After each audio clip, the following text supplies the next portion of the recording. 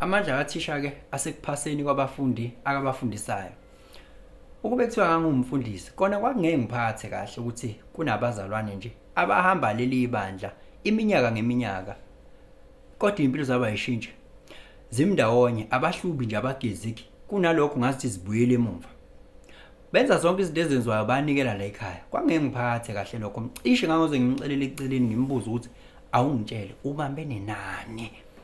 Ngokunjalo-ke ngiyafisa ukuthi njengoba ngihleze ngikhuluma nani, nginihlakulela spiritually, mentally, and what's not, and also trying to help you through human design system to take aligned decisions.